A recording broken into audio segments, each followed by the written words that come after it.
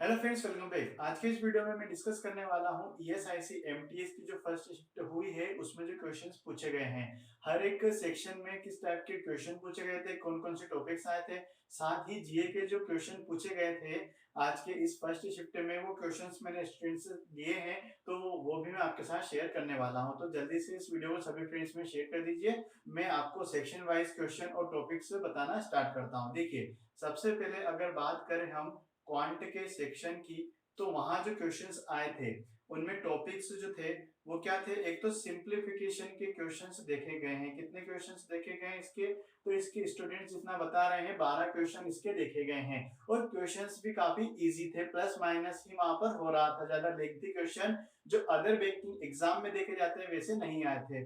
फिर नेक्स्ट यहाँ पर एक टेबुलर डीआई आई थी, जिसमें जो है डेटा जो था बॉयज एंड गर्ल्स का डेटा वहां पर दिया हुआ था, जिसमें क्वेश्चंस बन रहे थे रेशो से रिलेटेड। ठीक है, इनके नंबर्स में रिलेटेड रेशो बन रहा था और साथ ही वहां पर जो क्वेश्चन बन रहे थे इसमें रेशो रेशो है परसेंटेज एक और है ना, कौन सा बन रहा था एक और परसेंटेज का भी। और ये चार क्वेश्चन समथिंग वो बता रहे हैं और रिमेनिंग जो क्वेश्चंस थे वो पूछे गए थे अर्थमेटिक के। काय के पूछे गए थे अर्थमेटिक के जो टॉपिक्स होते हैं, प्रॉफिट एंड लॉस है ना, SICI, time and work, boat and stream. तो इन सभी टॉपिक्स से एक एक क्वेश्चन वहां पर पूछा गया था, ऐसा स्टूडेंट्स ने हमें बताया है। तो देखिए यहाँ पर 12 क्वेश्चन, ये 16 4 ये हो गए 16 हो गए, तो रिमेनिंग कितने 9 क्वेश्चन आप अर्थमेटिक से मान सकते हैं। आज की फर्स्ट शिफ्ट में ऐसा देखा गया है, तो आने वाली शिफ्ट्स में भी ऐसा ही पेपर आपको देखने को मिलेगा, क्योंकि ईएसआईसी यूडीसी की जो एग्जाम हुई थी ना उसमें भी हर शिफ्ट में सेम क्वेश्चन पैटर्न को फॉलो किया गया था। तो आई होप इसमें भी ऐसे फॉलो किया जाएगा। अब नेक्स्ट सेक्शन हम देख लेते हैं रीजनिंग का। ठीक है, तो रीजनिंग में जो है स्टूडेंट्स जैसा बता रहे हैं मंथ बेस्ड पजल आई थी, जिसमें डिफरेंट वहां पर मंथ्स दिए गए थे और उसमें साथ में और कोई वेरिएबल नहीं था। मतलब मंथ बेस्ड जो थी वहां पर जैसे और कोई वेरिएबल होता है ना, अलग अलग देश उसने मंथ दे रखे हैं, इंटरव्यू के लिए जाते हैं, फिर साथ में कहीं ऐसी पजल आती है जिसमें फ्लोर पे देते हो, अलग अलग बिल्डिंग में रहते हैं, ऐसा वो डिटेल में होता है क्वेश्चन। लेकिन इसमें ऐसा नहीं आया था, इसमें काफी सिंपल क्वेश्चन आया था और इससे 5 क्वेश्चन बन रहे थे। ठीक है, नेक्स्ट सर्कुलर टेबल से रिलेटेड भी एक पजल आई थी। सर्कुलर सीटिंग अरेंजमेंट से बेस्ड वहां पर एक पजल आई थी जिसके 5 क्वेश्चन थे और इसमें जो थे ना वो 6 पर्सन यहाँ पर बैठे हुए थे इस टेबल के अराउंड। ठीक है, अब इसमें नेक्स्ट क्वेश्चन की बात करें तो सिलोप के 3 से 4 क्वेश्चन पूछे गए हैं। कितने क्वेश्चन पूछे गए हैं? 3 से 4 क्वेश्चन सिलोप के पूछे गए हैं। वहीं एक क्वेश्चन ओड वन आउट का भी आ रहा है, जैसा एसएससी का पैटर्न रहता है ना, कुछ क्वेश्चन उस तरह से यहाँ पर दिए गए थे। मतलब ये साइजी में एसएससी और इंश्योरेंस बैंक इन सभी का कॉम्बिनेशन यहाँ पर देख के पेपर्स आ रहे हैं। ओड वन आउट का एक क्वेश्चन दिया गया था, साथ में वर्ड पेयर का जो क्वेश्चन आता है काय में बैंकिंग एग्जाम में, वो क्वेश्चन भी यहाँ पर गिवन था।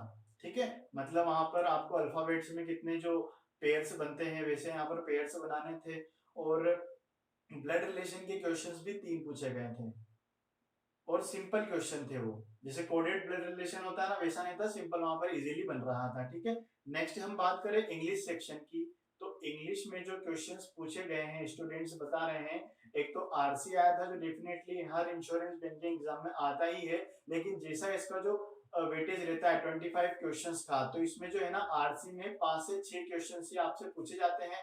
साथ ही इसमें एक वर्ड आया था ग्रेट, जिसका सिनोनिम बताना था। तो वो एक्चुअल पेपर पूरे स्टूडेंट्स को याद नहीं होता है, किसी से भी आप पूछो तो कई सारे स्टूडेंट्स से अलग अलग रिव्यू लिया है, तब जाके आपसे इतनी सारी मैं इन्फॉर्मेशन शेयर कर पा रहा हूँ। ठीक है, साथ ही इसमें देखें तो एरर डिटेक्शन नहीं आया था, लेकिन फ्रेज रिप्लेसमेंट जरूर आया था। 4 से 5 क्वेश्चन स्टूडेंट्स बता रहे हैं फ्रेज रिप्लेसमेंट। अगर आपने वेबसाइट ज्ञानजी रूटीन पर आके मॉक लगाए हैं तो ये सारा ही पैटर्न आपको उन नोट्स में अवेलेबल करवाया गया था। अब जिसने मॉक टेस्ट लगाए हैं रेगुलरली उसकी तो प्रैक्टिस अच्छी हुई है, कुछ स्टूडेंट्स वहां पर 90 प्लस भी अटेम्प्ट करके आ रहे हैं, तो स्कोर काफी अच्छा यहाँ पर देखने को मिलेगा। जो कट ऑफ आएगी ना काफी हाई जाएगी आज की शिफ्ट के अकॉर्डिंग, तो ऐसा लग रहा है। लेकिन नेक्स्ट शिफ्ट में अगर थोड़ा सा मॉडरेट लेवल का पेपर आता है तो वहां पर नॉर्मलाइजेशन देखने को मिल सकता है। फिर बात करें हम यहाँ पर जो है इसमें स्पेल करेक्ट के क्वेश्चंस भी आए थे।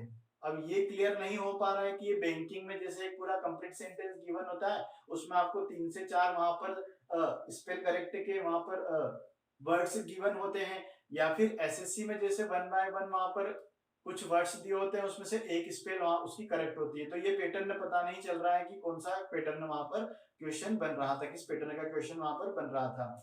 फिलर्स के भी क्वेश्चन देखने को मिले थे, लेकिन क्लोज टेस्ट नहीं मिला है, तो क्लोज टेस्ट नेक्स्ट शिफ्ट में पूछा जा सकता है। क्लियर है? साथ ही फ्रेज रिप्लेसमेंट हो गया, फिर सेंटेंस रीअरेंजमेंट।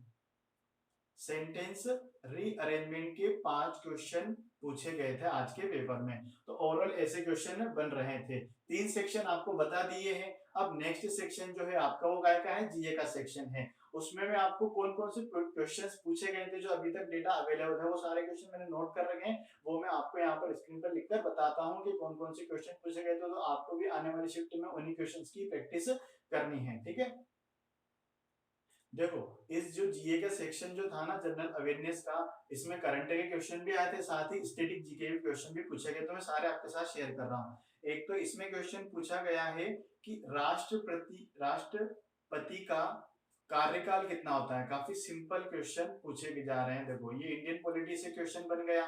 नेक्स्ट क्वेश्चन की बात करें तो वो आया था कि इंडिया की जो सुप्रीम कोर्ट है ना वो कहाँ पर है। अब बताओ, ऐसे क्वेश्चन पूछे जा रहे हैं। इंडिया की जो सुप्रीम कोर्ट है वो कहाँ पर है, ऑब्वियसली दिल्ली में, सभी को पता है ना। अब एक और यहाँ पर पूछा गया था कि 9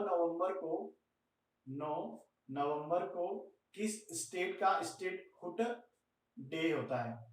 स्टेटहुड डे है ये, है ना। किस राज्य का यहाँ पर ये स्थापना दिवस है 9 नवंबर।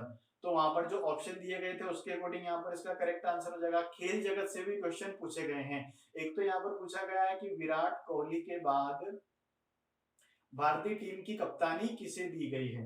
ठीक है, भारतीय टीम की कप्तानी किसे दी गई है विराट कोहली के बाद। और एक और सुनील छेत्री का क्वेश्चन पूछा गया था कि सुनील छेत्री जो है किस खेल से संबंधित है। अगर आपने जो है हमारे चैनल पर जो वीडियो अपलोडेड है तो उसमें ऐसे क्वेश्चन आपको देखने को मिलेंगे। सुनील छेत्री का तो डेफिनेटली क्वेश्चन वहां पर हमने दिया भी था कि ये किस खेल से संबंधित है, तो फुटबॉल से संबंधित है।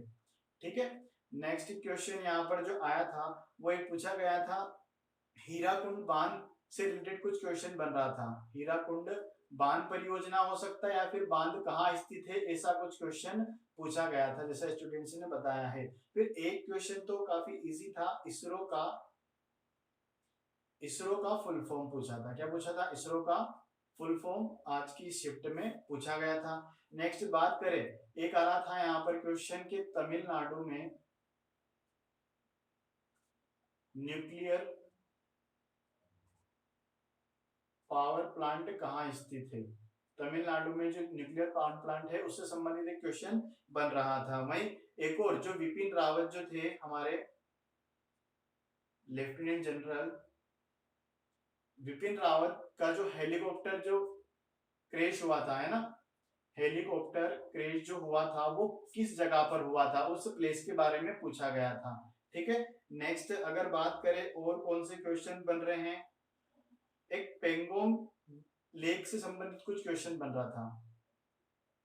पेंगोंग लेक से संबंधित एक क्वेश्चन पूछा गया है, मतलब झील से रिलेटेड भी आ गया है, बांध से रिलेटेड आ गया है, आपसे फुल फॉर्म पूछे जा रहे हैं, एक इंडियन पॉलिटी में कार्यकाल से संबंधित आ गया है, डेज भी पूछे जा रहे हैं, करंट अफेयर में यहाँ पर स्पोर्ट्स के क्वेश्चन आ रहे हैं, है ना। एक और राइटर का भी क्वेश्चन आया था कि अभिज्ञान शकुंतलम किसकी रचना है।